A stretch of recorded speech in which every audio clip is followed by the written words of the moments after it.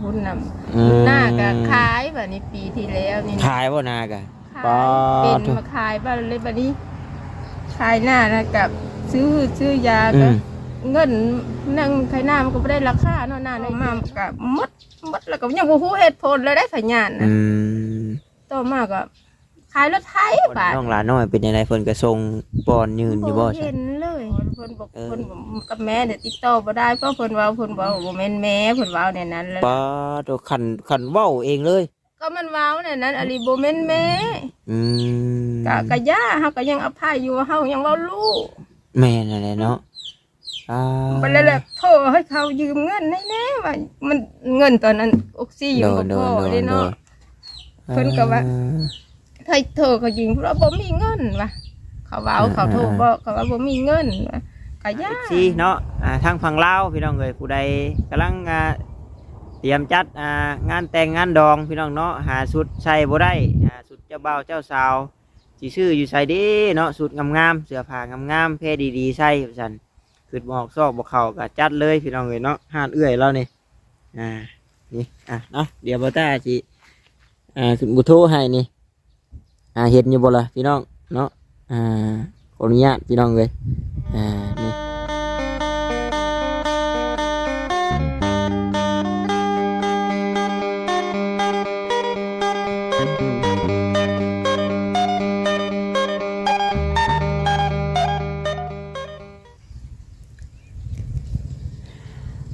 โอเคเนาะพี่น้องเนาะเปิดภาพขึ้นมาในมื้อนี้เนาะพี่น้องกะมาพบมาพ่อกับซ่องของเบาตาบ้านเฮาคือเก่าอีกแล้วพี่น้องเอ้ยมื้อนี้กะทางเบาตาเองกะพาพ่อแม่พี่น้อง FC ขึ้นมาบ้านดงนาขามเด้อพี่น้องเด้อเนาะขึ้นมาทางครอบครัวน้องหลาน้อยหรือว่าครอบครัวแม่กงพี่น้องเอ้ยทางครอบครัวน้องเพิ่นกะเป็นอีกหนึ่งครอบครัวเนาะหรือว่าทางทีมงานบอต้าเคยขึ้นมาช่วยเหลือเพิ่นพี่น้องเลยได้ทางต่อเติมเพื่อนแน่เนาะแล้วก็เข้าไฟฟ้าแน่ทางบ่ผู้ใหญ่ทางบ่อเซนเพิ่นมาเข้าให้เนาะแล้วก็ซื้อรถจักรให้แน่พี่น้องเลยจากเซโนเนาะพี่น้องเนาะจากเซโนขึ้นมาบ้านนาขามนี่แม่นโมเมนต์50กว่าลักพี่น้องเลยประมาณ50กว่าลักนี่แหละ57ลักบอกหรือว่า55ลักนี่แหละก็ตากันจำไม่ได้แล้วเพราะว่าตอนที่รถจักรเนาะน้องหลานน้อยขึ้นมาส่งให้เพื่อนนะเพราะว่าเบิ่งอยู่เนาะเข็มไม้มันประมาณ57ลักนี่แหละพี่น้องถ้าจำบุผิดได้แต่ว่าจังใดก็ขอกราบทักทายสบายดีเนาะกับพ่อแม่พี่น้อง FC กันเบิดสุขุสุคนพี่น้องเลยเพราะว่าอยู่ทางฝั่งลาวฝั่งไทยหรือว่าทางต่างประเทศนำเด้อพี่น้องเด้อเนาะจากใดก็เข้ามาเบิ่งมาชมแล้วก็ช่วยกดไลค์กดแชร์เนาะเป็นกำลังแห่งใจทางบอต้าในเด้อพี่น้องเด้อผมมีกำลังใจคลิปต่อไปเนาะพี่น้องเนาะFC เนาะผู้ที่เพิ่นเข้ามาหับส้มหลังหรือว่าผู้ที่บ่ทันรู้จักเนาะกับทางครอบครัวน้องลาน้อยหรือว่าครอบครัวแม่กงว่าบ่ทันได้ฮู้กะเดี๋ยวบอต้าสิพาเข้าไปเนาะทำความรู้จักกับเพื่อนพี่น้องเลยเพราะว่าก่อนบอต้าสิขึ้นมานี่นั่นมื้อเช้านี่เนาะพี่น้องเนาะบอต้ากระแลนขึ้นไปหาทางน้องบุญทวีพี่น้องเลยไปหาทางน้องบุญทวีเพิ่นเนาะพอดีว่าทางแม่กงเราโทรหาเราติดต่อทางบ่อแสนบ่ได้ว่าซั่นมื้อนั้นเราพาลูกบ่แม่นเราพาเราแหละกับลูกเราไปห้องหมอว่าซั่นแต่ว่าบังเอิญเนาะพี่น้องเนาะคนเฮาบัดยามมันขับขันมาคือบอกซอกบอกเข่าสินะเงินระเบิดมันนั่นเนาะเงินระเบิดเข่ากินลูกเพราะนั้นได้กินเขาเรานะลูกเพราะนั้นได้กินเขาเลยอยากโทรหาบอแซนยันว่าลงไปเขตนั้นมันใกล้มันยังเนาะแล้วก็อยากความช่วยเหลือนี่แหละพี่น้องเอาแต่ว่าทางนี้ทางนั้นก็เนาะได้ขึ้นมาทางนี้ก็ไปว่าเวียดว่าเนาะไปแวะเยี่ยมเมืองละก้อนประชันแต่ก่อนนะบอต้าคิดว่าเพิ่นดีเพิ่นเศร้าแล้วเนาะพี่น้องเนาะแต่ก่อนก็เพิ่นก็สอนในพังโยว่าก่อนญาตินำเนาะเลือดออกทางเป็นแขวเป็นอย่างเราเลยแหละตะกี้กันแล้วก็เราก็เจ็บท้องเจ็บอย่างนี่แหละแต่ว่าบอต้าก็คิดว่าดีเศร้าแล้วสินะบุเห็นเราโทรหาบุเห็นเราติดต่อหากระโดนแล้ววันแรกเรายืมโทรศัพท์ สาวต้าเนาะคิดว่าสาวต้าโทรหาได้เมื่อเช้านี่ผู้แลว่าเจ้าจื้อข่อยได้อยู่บ่ว่าซั่นแม่กงได้ว่าซั่นเนาะ จื้ออยู่อ่ะเอาไปหาหมอพี่น้องเอ้ยเนาะคิดมาแล้วก็นั่งในเตียงนั่นแหละเนาะเว้าพื้นน้องบุญทวีพี่น้องเอ้ยเว้าเรื่องพื้นน้องบุญทวีมาแล้วก็ขอโทษขออภัยน้ำลายๆพี่น้องเอ้ยเนาะน้องบุญทวีแล้วจำคนผิดเนาะ ผู้หญิงในรูปหรือว่าเอื้อยคิดดาลีเนาะแม่นบ่เลยชื่อบ่ถูกบ่เลยพี่น้องเอ้ยน้องกอดเว้าตามคิดดาลีแม่นอยู่ขออนุญาตเอิ้นเพิ่นเอื้อยเนาะแต่ว่าบ่ฮู้ว่าอายุเพิ่นเท่าใดพี่น้องลืมถามเพิ่นก็ขายเสื้อผ้าแพร่ไหมเนาะขายว่าแล้วก็ชุดไหมชุดงานแต่งพี่น้องเอ้ยเจ้าบ่าวเจ้าสาวขายเสื้อผ้าแพร่ไหมแพร่ไหมลาวว่าซั่นเนาะเพิ่นว่าห้านของเพิ่นตั้งอยู่สวรรค์ว่าซั่นบ่ตาก็แวะวัดหาโชคเนาะพอดีเพิ่นก็ว่าซั่นน่าจะเพิ่นก็ว่าเอ้าพ่อกับคนดังว่าซั่นบ่ตาก็บ่ได้ดังดอกว่าซั่น ก็แซวกันพี่น้องเอ๋ยเนาะเวลาจังซั่นโปรโมทให้เอื้อยในเด้อว่าซั่นเนาะก็ลิ้นก็หัวกันนี่แหละว่าบ่เป็นหยังดอกว่าซั่นเอ้าเนาะจังซั่นแล้วก็FC เนาะทางฝั่งลาวพี่น้องเอ๋ยผู้ใดกำลังเตรียมจัดงานแต่งงานดองพี่น้องเนาะหาชุดใส่บ่ได้ชุดเจ้าบ่าวเจ้าสาวสิซื้ออยู่ใส่เด้เนาะชุดงามๆเสื้อผ้างามๆแพรดีๆใส่ว่าซั่นคือบอกซอกบอกเข่าก็จัดเลยพี่น้องเลยเนาะห้านเอื้อยแล้วนี่นี่เนาะเดี๋ยวบอต้าสิขึ้นบุโทให้นี่เห็นอยู่บ่ล่ะพี่น้องเนาะขออนุญาตพี่น้องเลยนี่มีหลากหลายพี่น้องเนาะหลากหลายสีซื้อห้านเพิ่นก็ตามในนี่เลยเนาะพี่น้องเนาะเพราะว่าได้พี่น้องเนาะเอื้อยเพิ่นว่าเว้าให้แน่ว่าซั่น บ่ตาเองก็เนาะบ่ได้แม่นว่าคนมีชื่อมีเสียงโด่งดังอย่างดอกพี่น้องเอ้ยเนาะที่มีบ่ตาทุกมื้อนี้ก็ย้อนพ่อแม่พี่น้อง FC นั่นแหละเบิ่งชมให้พี่น้องเอ้ยเนาะถ้าบ่มีพ่อแม่พี่น้อง FC คอยสนับสนุนเบิ่งคลิปให้ก็โอ้ยเนาะคือสิบ่มีผู้ใดฮู้จักแล้วพี่น้องเอ้ยก็พอดีว่าเอื้อยเราอยู่สวรรค์พี่น้องเพิ่นก็ว่าชุดเจ้าบ่าวเจ้าสาวมีครบว่าซั่นเนาะมีหลากหลายสีให้เลือกก็ให้เอื้อยในเด้อว่าซั่นเนาะจังใดก็ฝากอุดหนุนทั้งห้านเอื้อยเพิ่นแน่พี่น้องเนาะซื้อซอยเพิ่นแน่ปะสบายดีเนาะเดี๋ยวเข้าไปหาทางแม่กงเพิ่นก่อนมีแต่ว่าน้องบุญทวีก็เราจำคนผิดเนาะโอ้ยคือกันแล้วเราบัดเอาฮูบให้น้องระเบิงกระคักเลยโอ้ยโบแม่นเราคิดว่าน้องบุญทวีฮู้จักกับอันเอื้อยเล่าสิดอกโอ้ว่า เบิ่งพี่น้องเลยมีอย่างระบบระบาดนี่เนาะในรถนี่นี่แต่ว่าเวียดนะเบิ่งนี่เนาะบ่เวียดว่าไปฝากแม่กงนี่ว่าเรากับบ่ทันมีผัวเนาะพี่น้องเอาไว้แล้ว แต่ยันแต่ชาวบ้าน ไม่ยันชาวบ้านปาดคอเห็นเลยหยอกดอกหยอก เซลกันพี่น้องเลยหยอกใจจมแล้วกินนมกินยังกินนมกันนะกินจูมาเจ็บท้องเจ็บยังบริเวณของเจ้าตีตัวนี้นี่นมนี่ก่อยตัวย่างโอ้โหเจ้าชมนั่นบอกหรือว่าคนละอันเนาะคนละอันเบิ่งลูกเราก็ใหญ่เลยที่แม่กงนี่บริมาจะโดนละเอาขนมเขาอันกะจีนี่เห็นละขนมกะจีจีว่าโหยว่าเศร้าเลยว่าเป็นเจ้เป็นยังไปเหตุงานแล้วเดี๋ยวนี้ว่าโดยสวัสดีเนาะเนาะตอน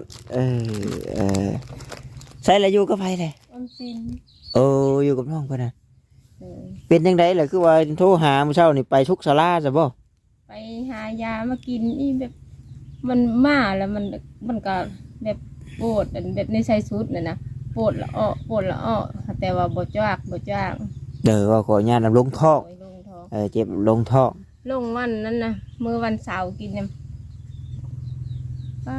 เกือบตายลงตั้งแต่5 โมงเช้านะบ่มีเวลาว่างเลยใช้เพนเพิร์ดแล้วก็ อันมันไหลเลยนะจนวันนี้บ่ไหวได้ท่านหมอบอกหมออยู่ตรงเห็นกับเอาซี่มาใส่ให้แน่ว่าเมยจนนั้นได้นอนก็นอนบ่ได้วันนี้ได้แต่นั่งอยู่หมอแล้วว่าคันเจ้าเมยแท้เจ้านอนเอาเห็นอะไรคนมันร่างกายมันนอนบ่ได้บ่ได้กินอย่างพิษเด้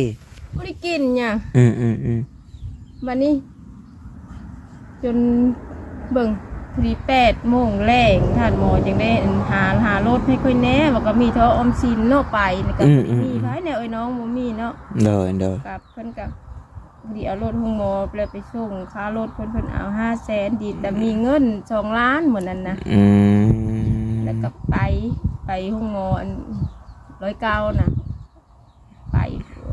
ท่านหมอทอดออกซิแต่อันนั้นหัวหน้าอันห้องอันมรสุมนะอันหมอบ่ทอดออกซิน้อยนึงทอดไปโอ้ยไวแน่บ่มันสิบ่รอดแล้วก็ตีงบ่เป็นเลยได้เขาจนโจมขึ้นเตงก็บ่ไหวเมื่อยแห้งนะมันเลยผัดเขาใส่ยาใส่สัมผัสตุ๊ดบัดนี้ตุ๊ดว่าสิมาแล้วเหมือนนั้นนะหมดเงินได้เนาะสิมาลูกไปผัดวินโหโกน5บัดนี้หมอว่าอยู่ติดตามก่อนอยู่ติดตามแล้วผัดบัดนี้น่ะขอยืมเงินน้ำข้าเจ้าเขาแล้วให้ยืมล้านนึงก็ยืมไปนี่แหละยืมไปแล้วกับบัดนี้อันยืมไปอยู่ติดตามเพื่อบ่ายมันลงอีกก็เมื่อยแล้วเนาะเนี่ยมันข้นเมื่อยพอยเพราะแห้งข้าวบ่ได้กิน2 มื้อแล้วก็ไปอยากลงอีได้ใส่ออกซิผู้ดีเป็นมด3บ้างเพิ่นแบบวิธีฮักซุมักชากับเพิ่นก็แนะนำเจ้าอยู่บ่ว่าเฮ็ดแบบใดไปแบบใดเนาะกินแบบใดอันนี้มันแบบบอกว่าให้เจ้าลงไปหุ้งหมกแขวงให้เจ้าไปอันกดลำไส้เจ้าเพิ่นว่ามันเป็นพยาธิลำไส้บ่เดี๋ยวนี้โดยเพราะว่ามัน2 เทื่อแล้วได้ไปนอนหุ้งหมกเลยกาวเนาะมีแต่แบบนี้มาดีแล้วไปมาดีแล้วก็ลงอีกเพราะเพิ่นว่ามันเป็นน้ำลำไส้เนาะลำไส้ติดเชื้อนะอะไรกันเนาะกินเท่าข้าวก็ยังเป็นตอนนี้ก็แบบว่ามันอันนั้นอยู่แบบมันหมอใครได้มันบ่รู้โดยแบบตัวตกใจตัวพี่มันจากไหลเลยเนี่ยเนาะจังว่าพี่น้องเลยเมื่อนั้นนะโทรหาเบอร์แสนเนาะคนหาเบอร์เห็นโทรหาเงินนะเบิ่งเมื่อนั้นน่ะใช้ออกซิอยู่ได้แต่4 เช้าเอาออกซิอันนั้นว่าเขาออกซิ200,000ได้เนาะยังเงิน200,000แล้วตัวออกซินะบ้าง200,000โดยตัว50,000ละเดี๋ยวซื้อข้าวให้ลูกกินผัดอยากเอาไว้ใช้ซื้อแผ่นเพิร์ดใช้บาทนี่มันยังจวกอยู่มันยังบ่เป็นนั่นบ่ได้ตัวหาว่าแสนว่ายังบ่ว่างลูกก็บ่ทันได้กินข้าวโอ้ยเนาะทั้งให้เพราะมื้อนั้นตัวลูกเจ้าไปห้องหมอได้ก่อนเจ้าโทรหาไปใกล้แล้วจ้ะเนาะจะว่าโทรติดโทรหยังก็ว่าฮู้ก็สิแล่นมาอยู่เนาะพี่น้องกันอยู่ห้องหมอ109ฮู้อยู่คันบ่ฮู้แม่นคิดว่าก็กลายมาเรื่อยอยู่ทางนี้น่ะคิดว่าเจ้าก็ดีเช้าแล้วก็คิดว่าเจ้าน่ะไปหาเงินหาค่ำไปได้ดีเบิดอะไรแล้วก็คิดว่าคือสิบ่มีไผอยู่เฮือนนี่แหละนะสิไปเส้นนอนนะเจ้ามันก็ปิดประตูไว้อย่าล่มมันเข้าปิดประตูตัวกายมากก็คือว่าเห็นตะม่อมตะแม่มอยู่คิดว่าคือสิแตกแยกกันแบบไปหาเงินหาค่ำแหละว่าซั่นบ่ได้ไปใช่เลยตั้งคุณน่ะหน้าก็ขายบัดนี้ปีที่แล้วนี่ขายบ่นาก็เป็นมาขายบ้านเลยบัดนี้ขายหน้านะกับซื้อยาก็เงินนั่งขายหน้ามันก็ไม่ได้ราคาเนาะหน้าได้เดียวเนาะเจ้าขายเท่าไรนาเจ้าขายตัวไฮนึงน่ะ25,000ตัว3ไฮนั่นน่ะเบิ่งไฮนึงน่ะขาย3 ล้านไฮนึงน่ะขาย7 ล้านพอดีเป็น10 ล้าน3ไฮนั่นน่ะเขาไฮเดียวอันนั้นแหละได้ราคานะโอ้บัดนี่น่ากินนี่บ่มีเลยบัดบ่มีเดี๋ยวนี้นะแต่ปีแล้วนี่ขายปัวเจ้าของเลยปัวเจ้าของบัดนี้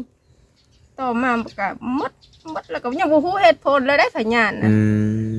ต่อมาก็ขายรถไถบาทนี่รถไถเจ้าซื้อเองบ่เรือรถไถซื้อเองเพราะว่าตอนชุมพ่อมาน่ะเจ้าได้หรือบ่รถไถได้แล้วเนาะโอ้ขายอีกนั่นก็ซื้อตั้งแต่หึงแต่กี้แต่เก้าตั้งแต่ข้าวกับผัวจะบอกกินเนาะเจ้าขายแต่รถไถขาย21.5 ล้านเนาะพี่น้องจากหูพญาตวันนี้ลังเธอมันดีมันว่ายว่าฉันเอาเงินตัวนั้นไปโกดยังบริโกดไทยร้อยกับบริโกดอัน ไปโกดบาดโกดแล้วพบไทรอยด์กับน้ำที่นอนข้างซ้ายบ่ได้นี่เด้ อันน้ำน่ะอยู่ข้างขวาเพราะว่าน้ำอ่างในปอดนะแต่มันยูใส่หัวใจแบบนี้หัวใจละโตไปอุลตราซาวด์หัวใจเบิ่งนะโดยหมอติดตามเมื่อตอนใช้ออกซิเจนนั่นแหละหมอติดตามหัวใจแบบนี้ต่อมาก็มืดเงินและนอนข่าวห้องหมออีกรอบนี่นะยืมเงินเขาอีกหาเงินสิซื้อยากินยาหัวใจนะก็มืดบาทนี่ซื้อน้ำดงเห็นนี่ก็บ่มียาเขาไปมาขายยาตัวนั้นตัวที่มันทื่อนะกินแล้วมันบ่เต้นแห้งนะมันบ่ตุกๆนะนอกจานก็บ่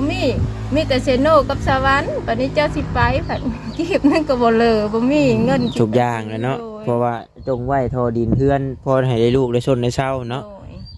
หน้านี่เบิดแล้วพี่น้องข้าวกินก็ยังบ่มีเบิดแล้วเขาน้ำจำปาก็ได้บ่อย่า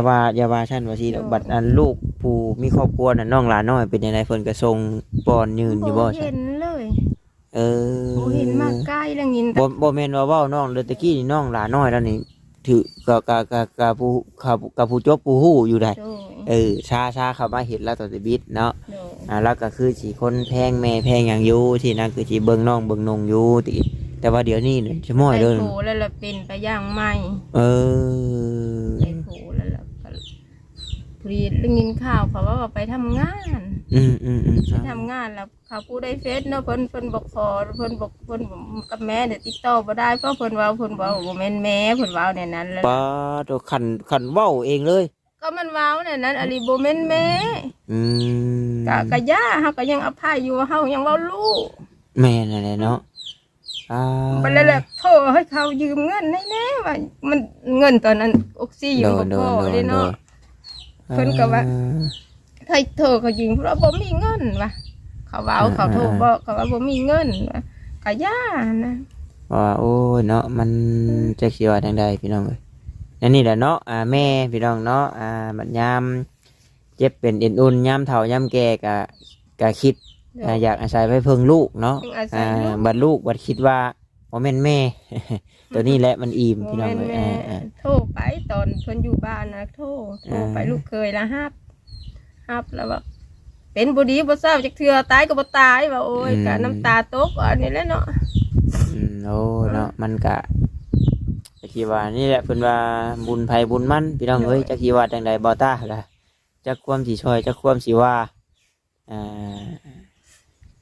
เพื่อสิบอกสิสอนให้เป็นคือพอคือแม่เพิ่นอยากให้เป็นนี่ยากให้ลูกก็ได้แต่ละคนบ่คือกันเด้ทุกคนนะเพิ่นก็อยากให้ลูกนะได้ดีเนาะไปในทางที่ดีแต่บางคนก็ยิ่งบอกว่ายิ่งไปกันใหญ่แห้งเลยเถิดไปแห้งว่านี่ย่างก็ย่างไกลบ่ได้ย่างหอดทางนี่ก็บ่ฮอดเมยได้แต่ลงตารางสู่เอาได้สรุปแล้วผู้ที่ยังอยู่เจ้ายังไผซะบัดน้องวันนะยังน้องวันยังผู้น้อยหั่นกับผู้ชายหั่นใหญ่เบิดตี้บ่ได้เห็นแต่โดนพี่น้องเอ้ย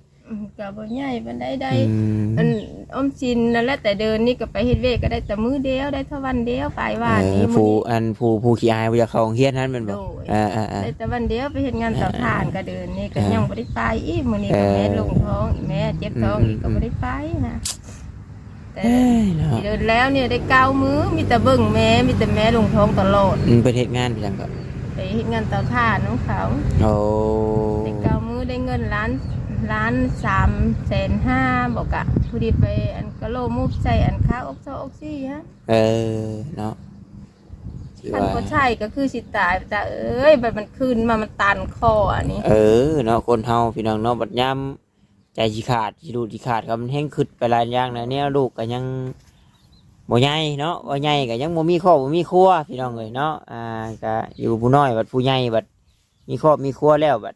จำเป็นคือจะว่าหรือมันก็จะเกินไปอยู่สินะอันนี้ก็เนาะก็สร้างสีว่าพี่น้องเลยได้ใช้มันเป็นไปแล้วเพราะว่า FC เนาะผู้ที่ติดตามแรกๆหรือว่าผู้ที่เพิ่นเคยช่วยทั้งน้องหลานน้อยคือจิฮู้อีดอกว่ากกปลายสาเหตุที่ไปที่มาเป็นอะไรเนาะตะกี้นี่เจ้านี่บ่ได้อยู่น้ำน้องเพิ่นตะกี้นะเนาะ เจ้ามาโยมน้องเพิ่นแม่นี่ไปหาเงินส่งมาให้ลูกซื้อข้าวซื้อน้ำเขาห้ามมงเฮียนพี่น้องเนาะ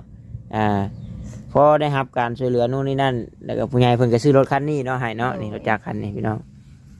แล้วก็บ่โดนบ่ได้ก็ว่าเอาผัวเนาะผัวแต่ว่ายอมรับอยู่ว่าก็บ่ทันได้แต่งเขาก็ฮอดบ่มาแต่งเงินกระดองก็บ่ได้จะกีบครับบ่ได้จะกีบซ้ำ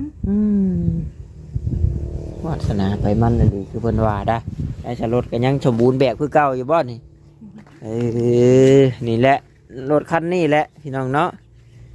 ชื่อได้บ่ผู้ใหญ่เพิ่นซื้อให้นี่ลืมแล้วประจักนี่คือว่าแล้วยันน้องเพิ่นพูดแล้วเนาะแต่ว่าแม่ได้ชื่ออยู่บ่ชื่ออยู่เพิ่นชื่อจังได๋แหละถ้าคู่หยังถ้าครู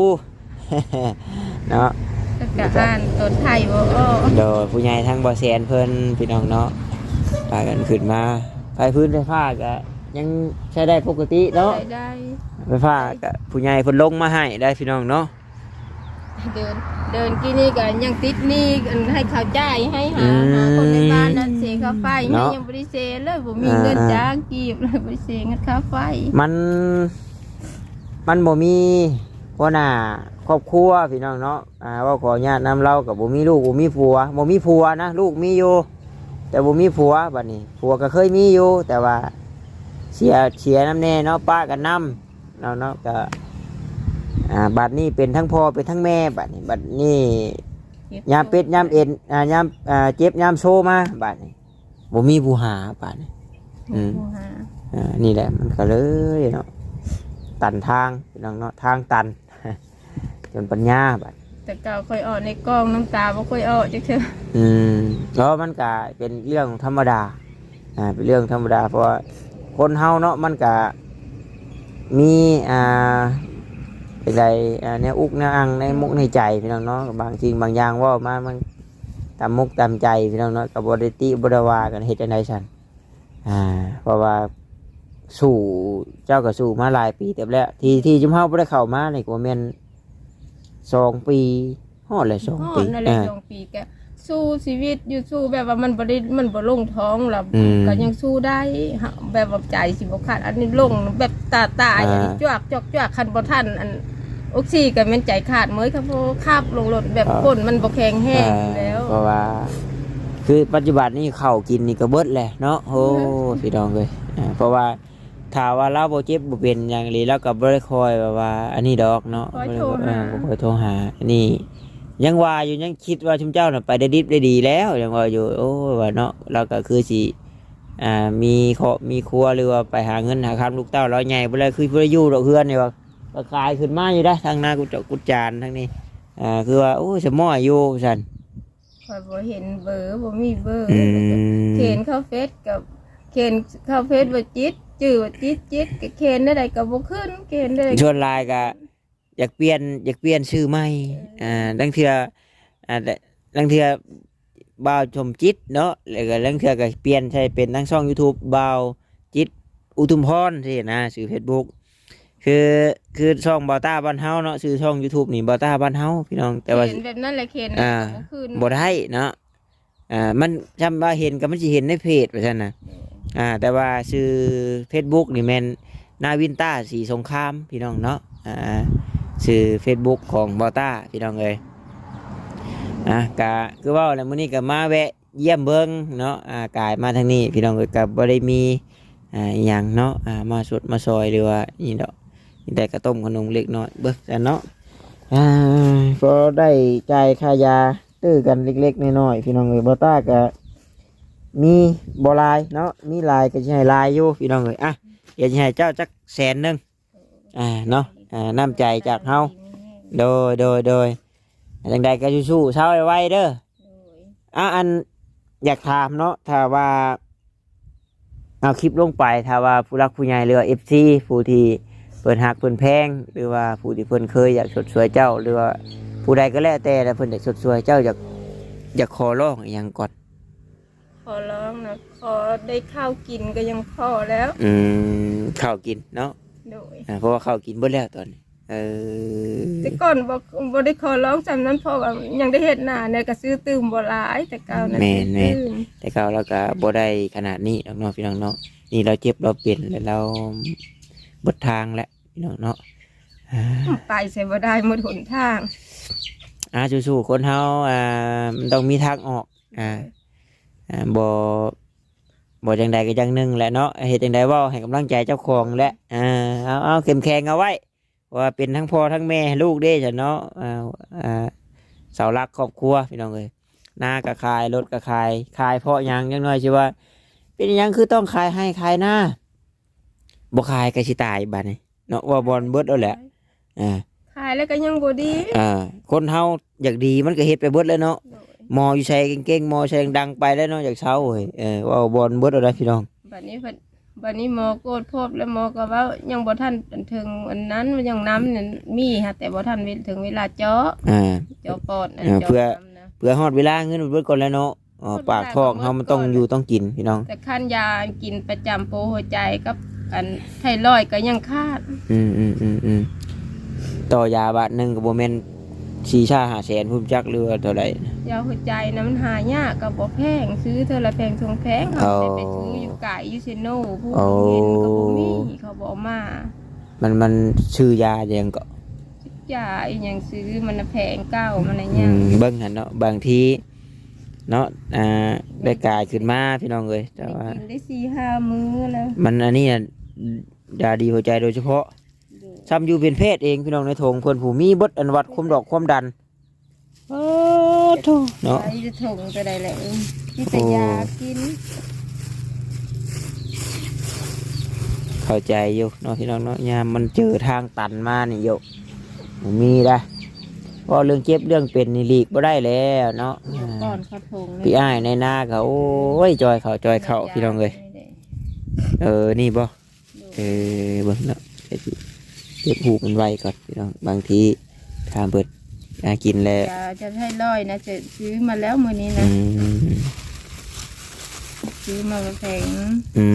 นี่ไปทุกสลานี่เนาะบวชไทยลอยว่าคือว่าเลยพี่น้องเดียวไปถามเบิกเนาะบางทีมีเอาดีเช้าไว้ฉันเนาะ